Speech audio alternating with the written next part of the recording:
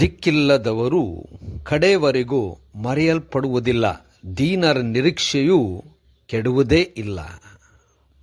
ಶುಕ್ರವಾರ 28 ನವೆಂಬರ್ 2025 ಇಸ್ವಿ. ಈ ದಿನದ ವಾಕ್ಯ ಧ್ಯಾನಕ್ಕಾಗಿ ನಾನು ಆರಿಸಿಕೊಂಡಿರುವಂಥ ವೇದ ಭಾಗವು ಯೋನನು 4ನೇ ಅಧ್ಯಾಯದ 6ನೇ ವಚನ.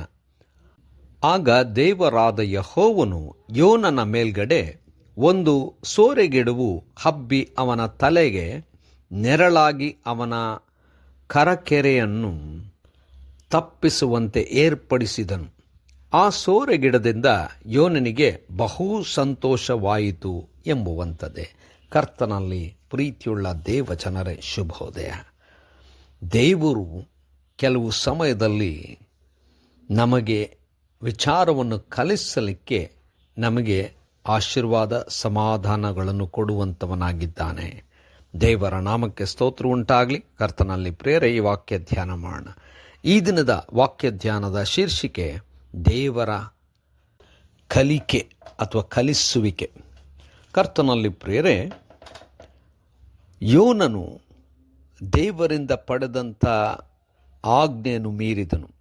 ದೇವರು ನಿನವೆಗೆ ಹೋಗಿ ಸುವಾರ್ತೆಯನ್ನು ಸಾರಬೇಕು, ನಾಶನಕ್ಕೆ ಗುರಿಯಾಗುತ್ತಾರೆ, ಎಚ್ಚರ ಹೇಳಬೇಕೆಂಬುದಾಗಿ ಹೇಳಿದಾಗ ಯೋನನು ನಿನವೆಗೆ ಬಿಟ್ಟು ತಾರ್ಷೀಷಿಗೆ ಹೊರಟನು. ಆದರೆ ದೇವರು ಆ ದಿಕ್ಕನ್ನು ಬದಲಾಯಿಸಿ ಮೀನಿನಲ್ಲಿ ಇರಿಸಿ ತಾನು ನಿನೆವೆಗೆ ಹೋಗುವಂತೆ ಮಾಡಿದನು.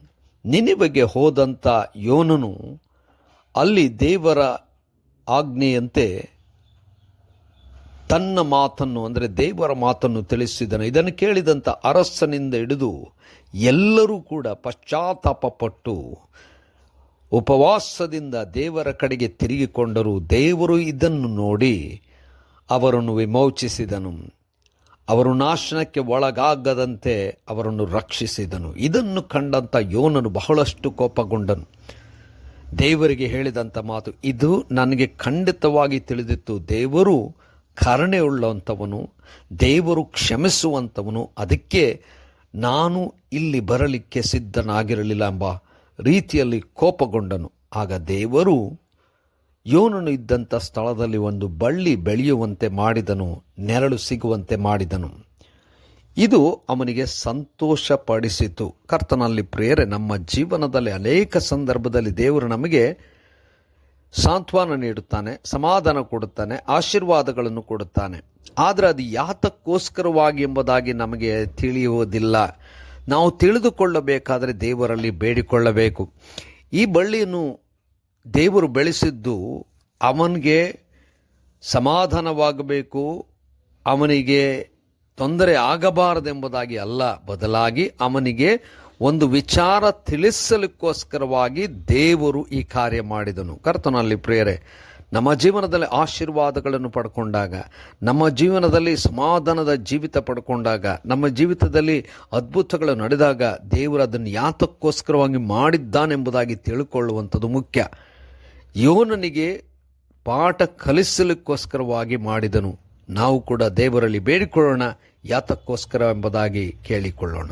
ಕರ್ತನೆ, ದಯಮಯ ಸ್ವಾಮಿ, ಕೊಟ್ಟಂತೆ ಎಲ್ಲ ನಿನ್ನ ಕೃಪೆ, ಸಹಾಯ, ಆಶೀರ್ವಾದಕ್ಕಾಗಿ ಸ್ತೋತ್ರ.